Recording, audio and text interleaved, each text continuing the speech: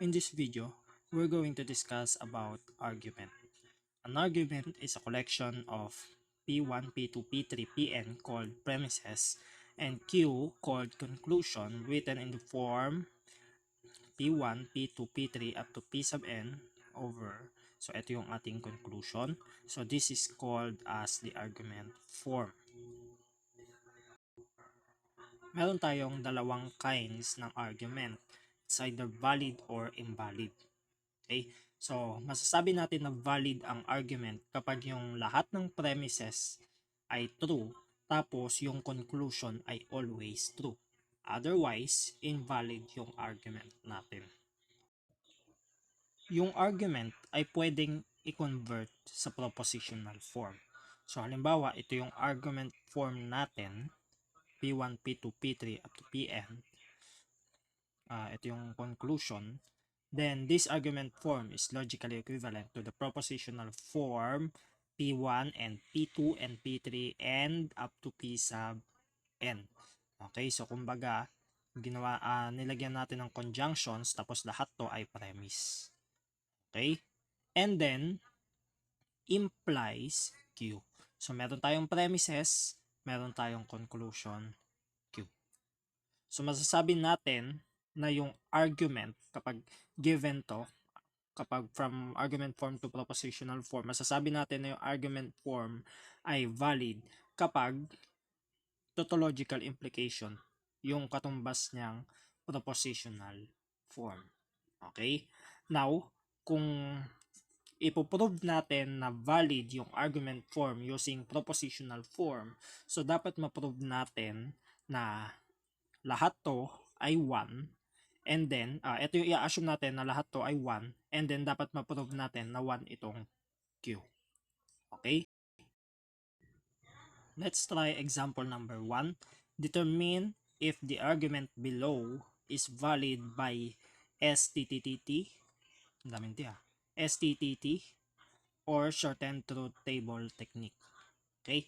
So, meron tayong dalawang premises dito. P and W, quantity implies R and not R. Then we have to show that from these premises, P implies not W using STTT. Okay? So, kung gagamitin natin yung method na to, ibig sabihin, yung argument form na to, dapat i-convert muna natin sa propositional form. So, paano siya kapag propositional form? So, ito muna, first premise, P and W implies R. Tapos, pagsasamahin natin siya using conjunction. Okay? So, and, ito naman yung second premise, not R. Okay? So, ganun lang, pinagko-conjunct lang. Tapos, ito na yung lahat ng premises, implies natin dun sa conclusion na P implies not W. Okay, so P implies not W. Okay, so ito na yung propositional form na katumbas nung given argument form. Okay, now, using STTT, i-assume natin yung premise is true, ito. So we have P and W implies R and not R is logically equivalent to 1, and we have to show that P implies not W is logically equivalent to 1. Okay? So pansinin nyo yung grouping symbol dito sa given na propositional form, kapag sinulat natin to sa assumption, nawala yung dalawang dulo. Ayan o. Logical equivalent to 1. Tapos dito naman yung parenthesis na wala. Kumbaga nababawasan ng isang grouping symbol sa labas. Now, so using this information, dapat ma-prove natin to. Okay, so since conjunction siya, ibig sabihin, kung logically equivalent sa 1 siya, 1 to, tsaka ito. Okay, so 1 yung P and W implies R. Tsaka yung not R, 1 din.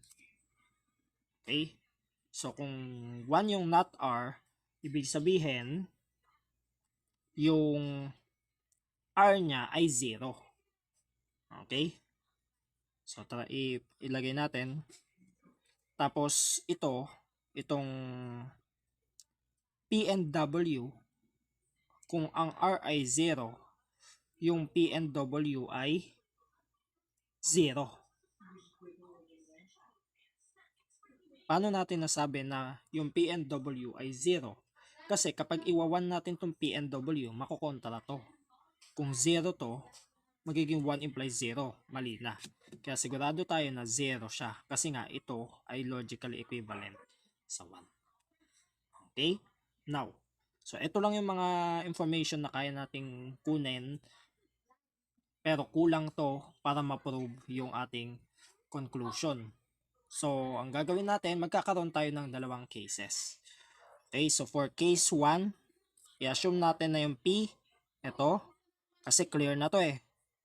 Okay, 0 to, ito 1, ito 0, ito 0, ito 1. Okay, so dito tayo kukuha for case 1. I-assume natin na yung P ay logically equivalent sa 1. So kung yung P ay logically equivalent sa 1, ibig sabihin nun, yung W ay 0. Okay? Now, kung W yung 0, yung not W ay 1. At kung 1 yung not W, so mula dito, yung P implies not W is 1.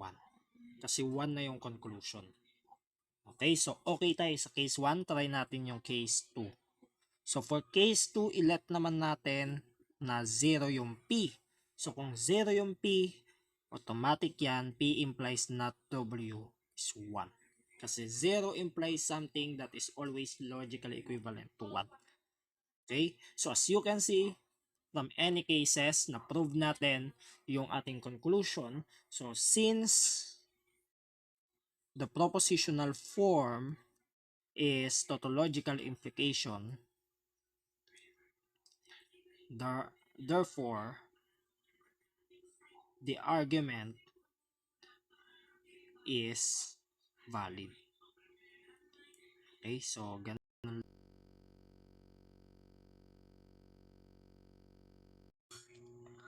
For number 2, let's have P implies W, quantity implies S, and S for our premises, and P implies W for our conclusion.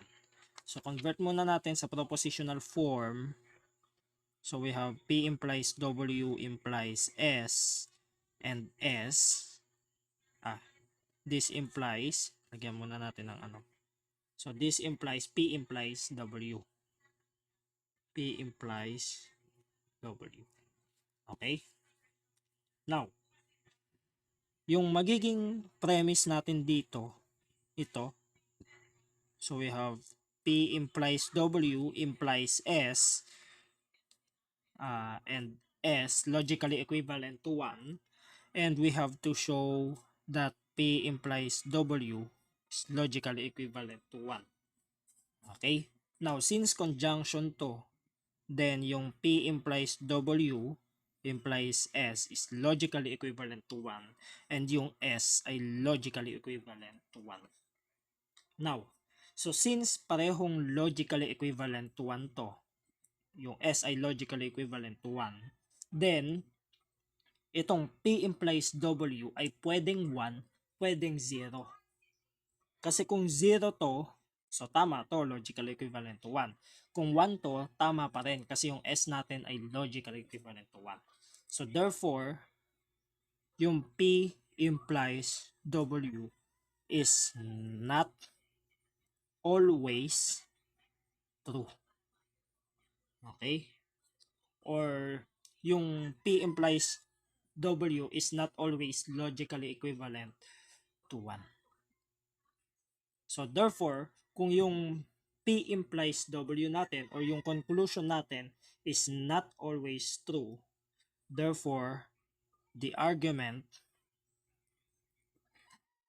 is invalid.